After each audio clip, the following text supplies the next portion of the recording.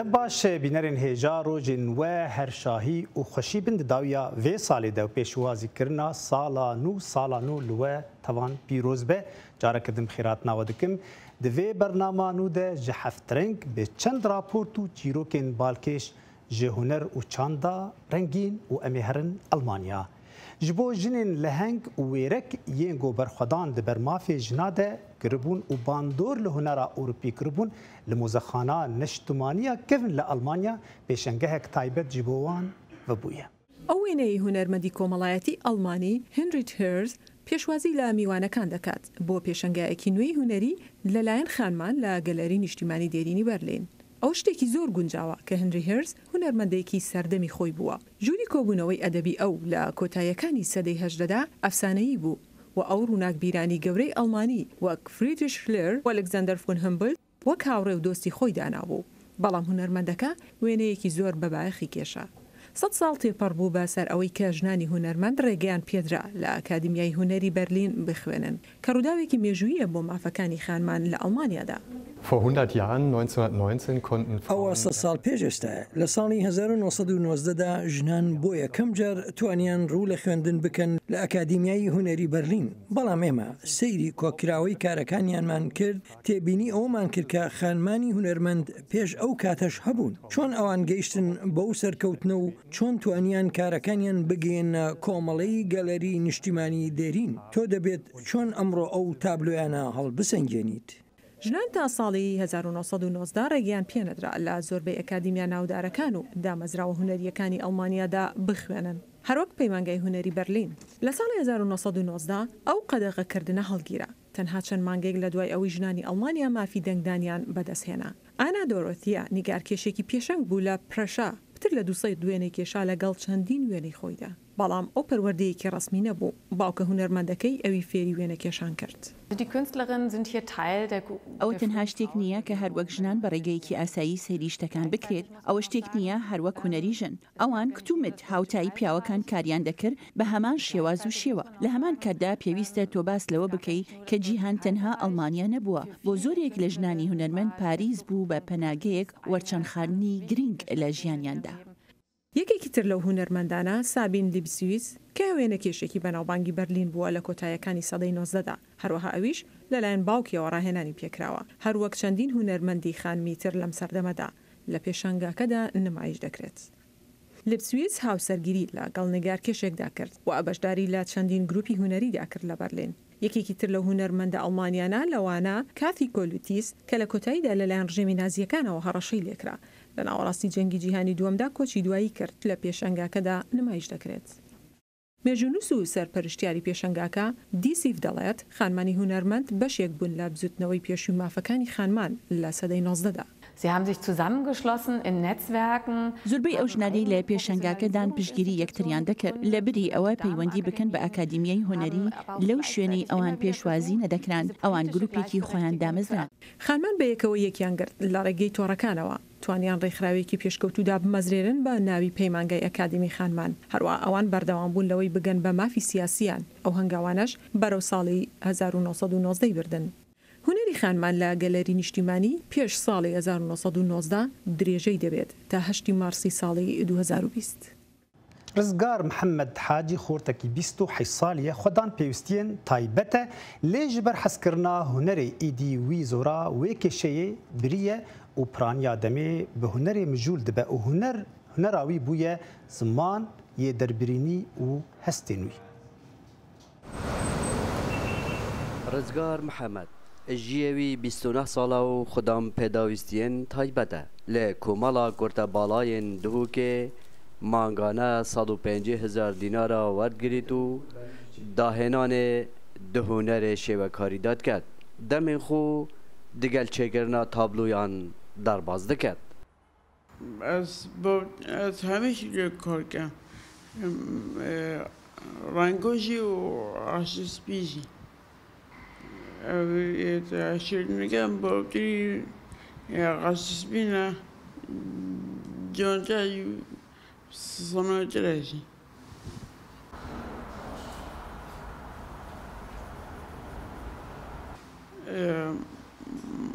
هایگارم معلومات کرد معلومات هایی کارم میگردن و حواله من دوست من همین کارس کارم بلد هست که دخترم از تمیر از وقتی مستمع از کار کنده از چیم باشی لیبه دو پیشم کامل بگیری و چندی به پیشی داریشی میکنه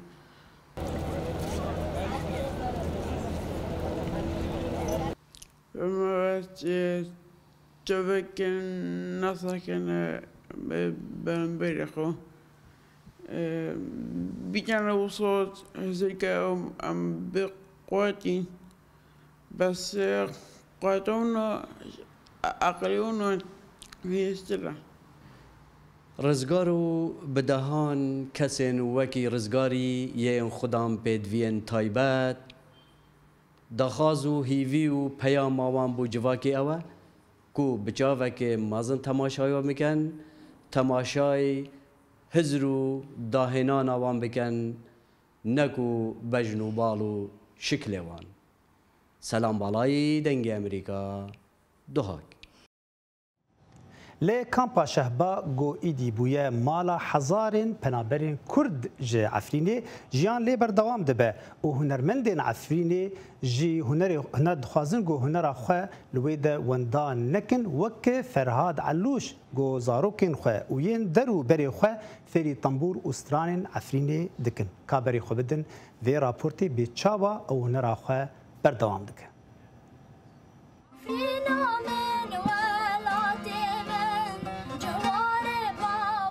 فرهاد علو سازبندێکیش دەڤەرا بلبلەیە عفرینەیە ئەو ji bavê xwe yê dengbêj fêrî kilan û lêdana tembûrê bûye. Ferhad û malbata xwe piştî ku ji Efrînê hatin koçberkirin li kampa derbidarbûnê li Şehba dimînin. Li vê derê ew hîn dide peyşûpa hunerê ku dixwaze hezkirina wê di zarokên xwe de jî biçîne. هروجی وک باوک جمعیتی خواستن چاو باوی مب ارکی خو هنری روبی هیچ بگم گریدای چانده ببن ام جنها چه دکن ام جی وک باوی مجمع را کری ام جی زاروک خو فری استران دکن فری هنری دکن فری چانده کردی دکن فری کردیاتی دکن جبرگو هر باوک هر دایی که به ارکی خرابه لخو وگرید دبیم هر کس زاروک خو فری استران جی بکن ام فری چانده خو جی بکن هر یکم ام وی زاروک خو گریدای آخر خو بکن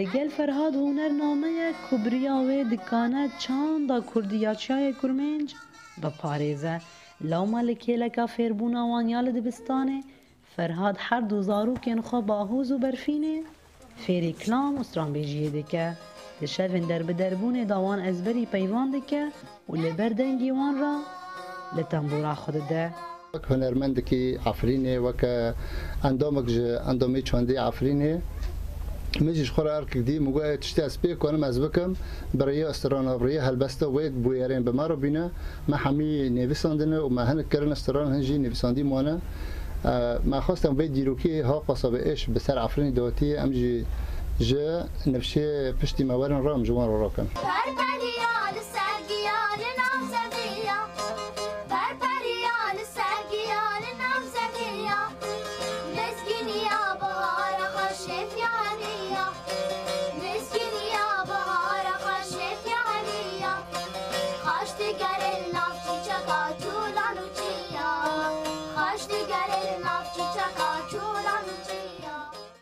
سازبند عفرینی دبیجه وی پیو و آوازین 25 سترانان چه کرنه و نواروکا گشتکان لسر عفرینیه لجبر نبونا در فتین تکنیکی و استودیو هی نکاریه وان تومار بکه که بشک جوان سترانان ده آهنگ و شاهین جدا دا پیشکش کرنه نوروز را شدنگ امریکا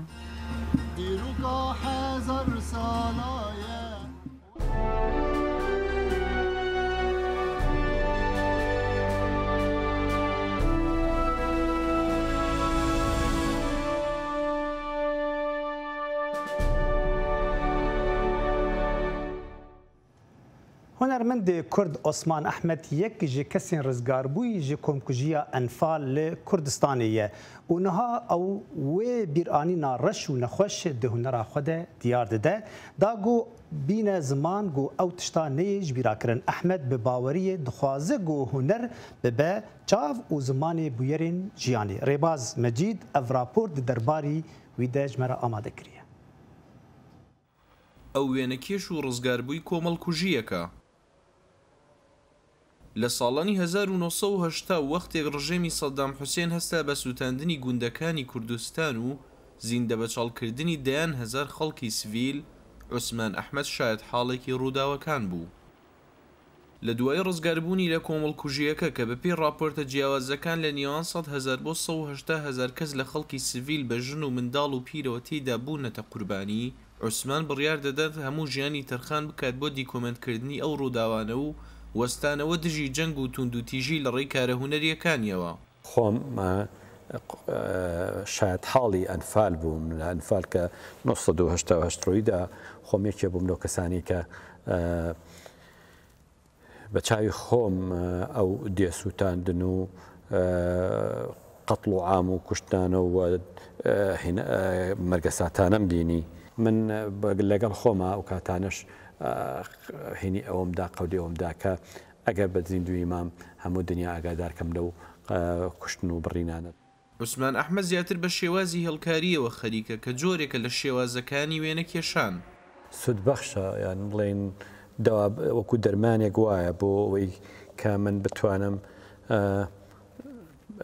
ئازارەکانی خۆم پێ دەربکەمە دەرەوە یان ئیسراحەتی پێ بکەم لەو هێڵکاریانی عوسمانەوە ڕوومەتی تۆقی و ترساو دەبینیت لە زۆرێک لە کارەکاندا هەزاران خەڵک کە لە گوندەکان کۆکراونەتەوە و بەڕیز وەستاون و بەرەو مەرگ دەڕۆن لە ڕێخەتەکانمانە ئەو چیرۆکانان نووسمانێکە ڕۆژانە لە ئەخبارە لە بینینە لە بەرکەوتەکانمان لەسەر جەنگ و توندوتیژی دژی مرۆڤ ئەیبیستمەوە یا ئەیبینەوە لەگەڵ ڕووداوەکانی ساڵانی هەشتا و جەنگەیەک لە دوای یەکەکانی ئەم ناوچەیە و بە تایبەتیش ئەو جەنگانەی کە ڕوبەڕووی نەتەوەی کورد بوویەوە ئەو دەیەوێت لە ڕێی کارە هونەریەکانیەوە پەیامێک بە هەموو جیهان بگەیەنێت توانین بە شێوێک لە شێوەکان دنیا ئاگادار بکەین کە ئێمەش وەکو ئینسان پێویستمان بە سپەیسێکە بۆ ئاسوودەیی بۆ ئاشتی بۆ ئەوەی وەکو مرۆڤێکی مرۆڤەکانی تر لە دنیا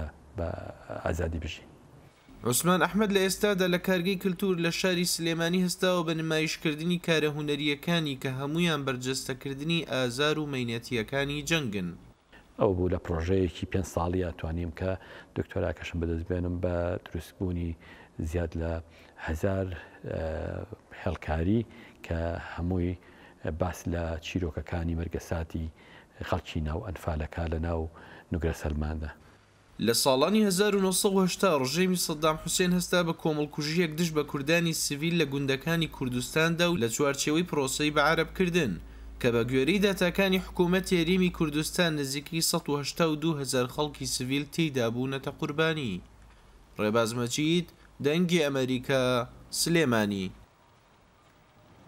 لێ باژارێ وانێ پێشەنگەها سیەمین یا پرتوکên Kurdî vebû bi amadebûna 120 çapxane û beşdarîbûna 51 nivîskarên Kurd. Li gorî peyamnêrê dengê Amerîka Arif Aslan got hezaran xelk serdana vê pêşengehê kirine. Kaberê xwe bidîne.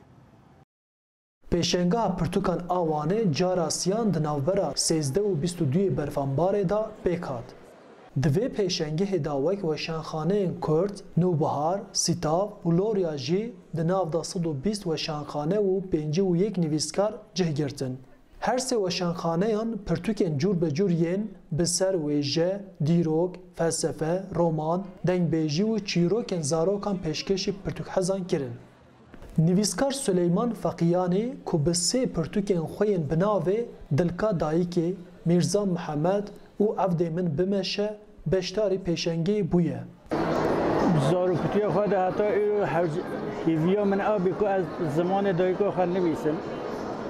Lewra wekî tev Kurdan ez jî pir hesî zimanê dayîka xwe dikim.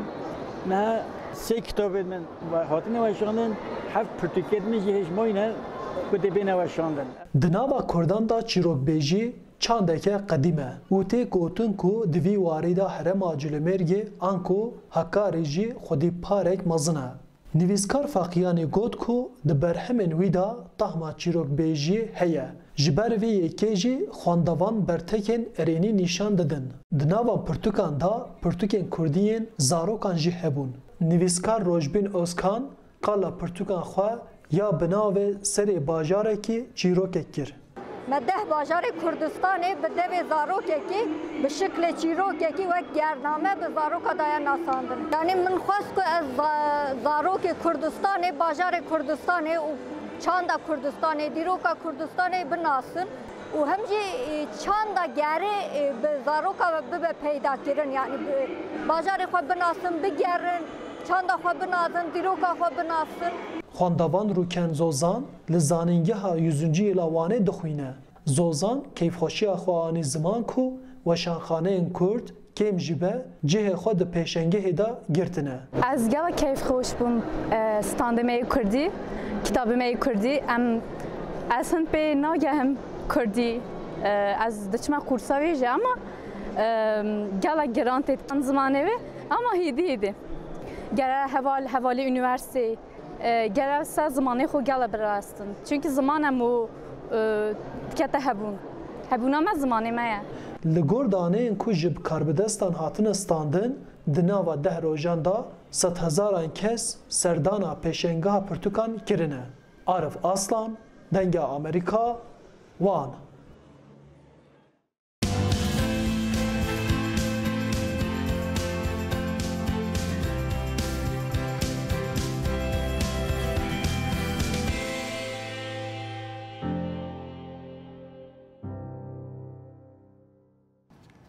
لê bajarê Beytlehem li Filistînê got bawermendên file dibêjin Pêxember Îsa li wir ji dayîk bûye û têlek hunera hunermendê grafîtî yê Brîtanî Banksy bi kar tîne li ser dîwarê navbir ji aliyê İsraîlê ve di cejna Zayînê de yan Kirismas ji bo got bala xelkê bikişîne ser tiştên got li wir dibin.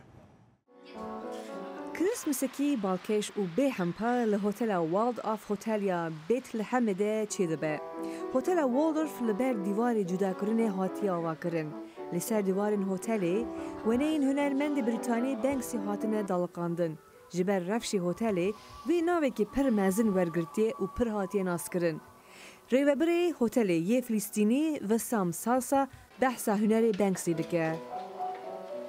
The location is a little bit different than the rest of the hotels in Bethlehem. It's located. جه اوتل جه اوتلن دنیان بیت لحم جدا تره. اول نزدیکی دیوار جدا کرنه.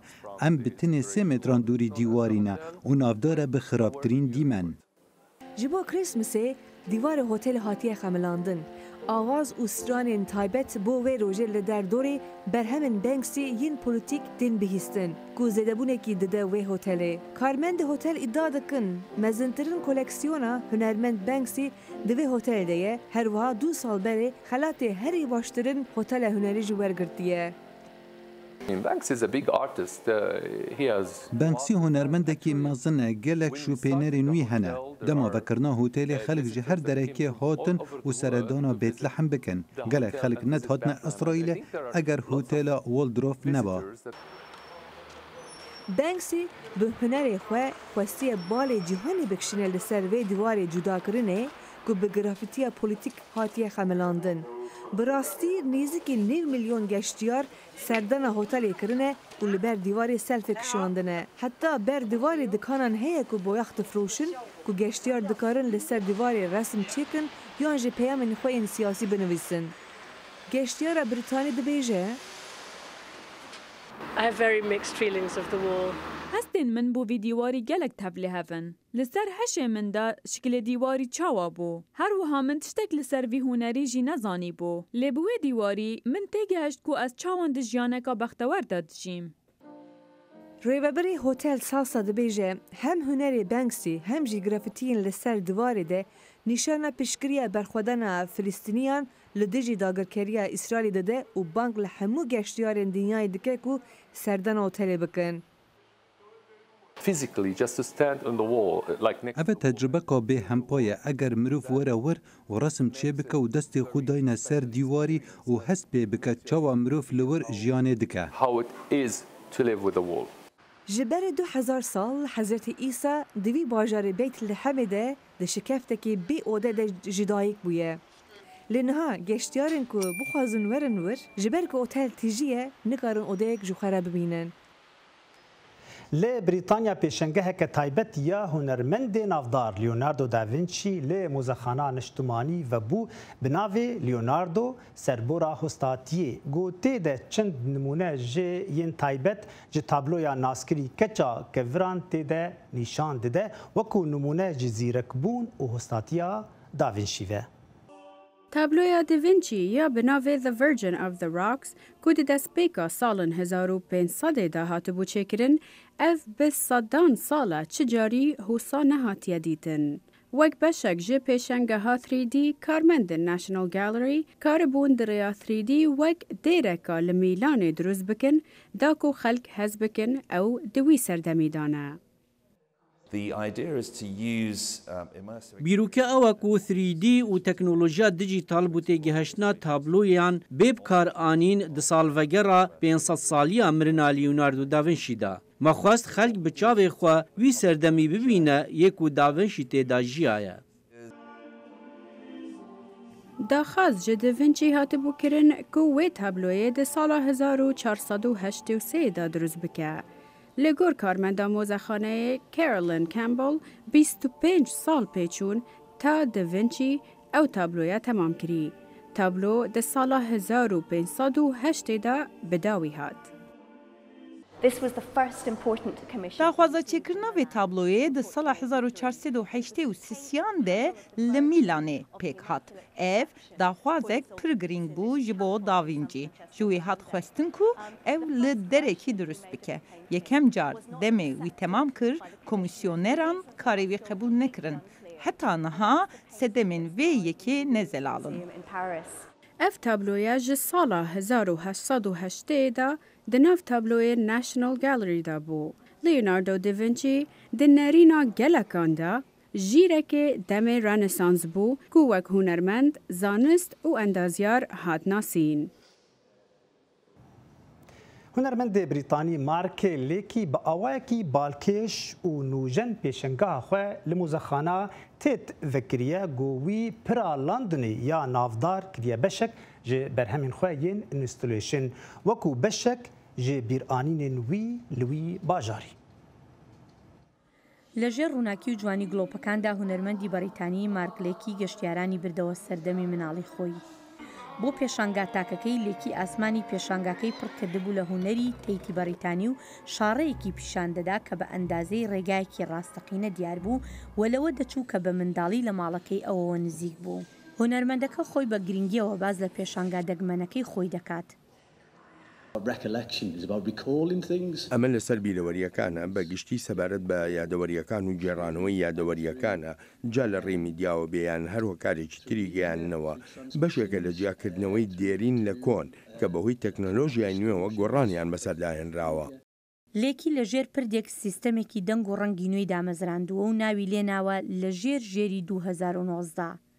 ئەو دەڵێت ئەم بیرۆکەی سەرچاوی لەو ڕوبەڕووبوونەوە خەیاڵیەوە وەرگرتووە کە وەک دەڵێت بە مناڵی لەژێر ئەو پردەی هەیبووە. لەژێر ئەم پردە دوای 5 مناڵ دەکەویت و یەکێکیان لەلایەن پەری خەیاڵەوە دەبرێت. بیرۆکەکەشی لەسەر بنەمای ئەفسانە فۆلکلۆریکەوە وەرگیراوە. بیرۆکەی گۆڕانی منداڵەکان جاکاتێک منداڵێک دەبرێت و لەگەڵ یەکێکی تر دەگۆڕێت جالێکی بەکارەکەی بیرۆکەکانی خۆی و ئەزمونونەکانی کە بە خەیاڵ ڕوبەڕووی بۆتەوە کاتێک تەمەنی 7 ساڵان بوو نیشان دەدات. ئەم پێشانگان نوێیە کە بڕیارە هەتا مانگی 2020 بەردەوام بێت دوو کاری پێشووتری لێکیشی تێدا بوون کە هەمویان لەسەر بنەمای ڤیددیۆن. لێکی هەمیشە کارەکانی لێکدانەوە بووە لە نێوان کولتوری بەناوبانگ و تەکنۆلۆژیا. ئەو لە ساڵی 2008 خەڵاتی تەرنەری پێبەخشرا. هونەرمەندا گەنج یا ئیلسترێتەر تارا هەمیلتۆن چیرۆکên کۆمیک çê dike û hunera grafîkî jî dike. Lê belê ew pê nikare bijî ji ber wê bi hevalên xwe re کومک درست کرنه لسر برهمین خو و یادنی جی دخوازن گو آلیکاریا کسین پنا بر بکن یه گول تنسی دجی.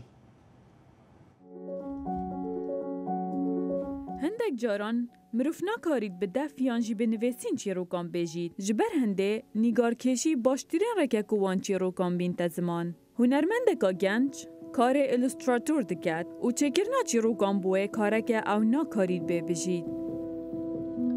My name is Tara Hamilton.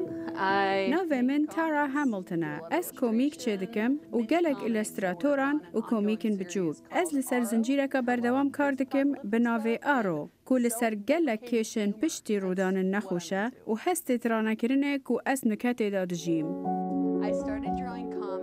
اوه 10 سالن او دگل نویسکار آلیسون برگ کار دکد در ریک خستنا آرو دا. گوریک خستنه کاناف نتواییه ده بابت این چیروکین خودا او گرنگی ده دنه کشن مروواتی او ین وان پنابرین که دهنه امریکا. اف نقشه یا همی دورم پنابرانه. جبرویه که لسرتونم بلندن جواکی و سیاسی نه لی او چیروکک براستی بدنگه و او بگرانی لسر 8 کسان ده سکنه. هاملتون ده ساله دا بین جاران هندک چالاکیان دکد دا کو برهمین خو بلاف بکد و بفروشی و گروپه که خو بخت چکر کوج 12 حتی 24 کسان کم دبن و چیروکین خو نیشای کو دو ددن و جد گرن.